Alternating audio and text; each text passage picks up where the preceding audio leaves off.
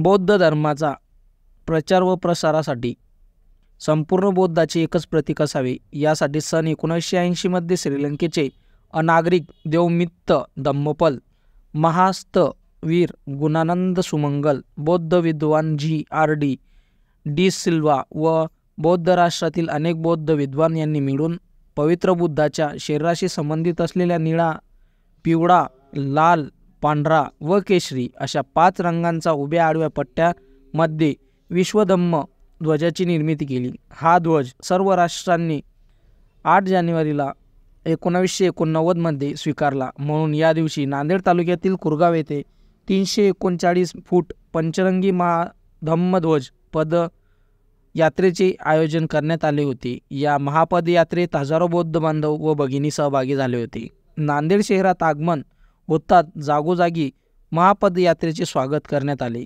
नांदेड शहरातील डॉक्टर बाबासाहेब आंबेडकर पुतळ्याच्या पुष्पहार अर्पण करून या पदयात्रेचा शेवट करण्यात आला। महाराष्ट्र वनसाठी नांदेडवरून सुधाकर सोळंके। 1880 मध्ये जगातील सर्व बुद्ध राष्ट्रांनी मिळून एक ठराव असा पारित केला होता की तथागत भगवान गौतम बुद्धाचा एक विचार एक निशान या पद्धतीची भूमिका असली पाहिजे। म्हणून आपली ओळख होण्यासाठी बुद्ध धम्म ध्वज निर्माण करावा अशा पद्धतीची मानसिकता म्हणून सगळ्या जगाच्या प्रतिनिधींनी ठराव पारित केला आणि या पंचशील ध्वजाची निर्मिती झाली। आणि त्या दिवसापासून आजपर्यंत बौद्ध धम्म ध्वज म्हणून पंचशील ध्वजाचा मान सन्मान बौद्ध उपासक उपासिकांकडून राखला जात आहे। आज मला असं वाटतं की भारतामध्ये सगळ्यात पहिली वेळ आहे की बौद्ध धम्म महापदयात्रा ही बौद्ध श्रामणेर प्रशिक्षण केंद्रापासून जे बाबासाहेब आंबेडकरांच्या पुतळ्यापाशी नियोजित बुद्धाच्या मूर्तीच्या मार्फत जाऊन तिथं त्याचं विसर्जन होणार आहे।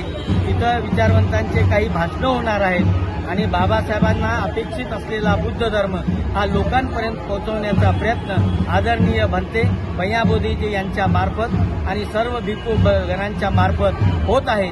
माझं असं मत आहे की आपण ज्या पद्धतीनं बाबासाहेब आंबेडकरांची जयंती थाटामाटात उल्हासात साजरी करतो, गौतम बुद्धाची जयंती अतिशय उल्हासात साजरी करतो, त्याच पद्धतीनं जो आपल्याला धम्मध्वज मिळालेला आहे त्या धम्मध्वजाचा सुद्धा सन्मान मान आपण जगभरामध्ये पसरवला पाहिजे, तो राखला पाहिजे अशा पद्धतीची सगळ्याकडून अपेक्षा व्यक्त करतो। त्याच्यासोबतच 2006 ला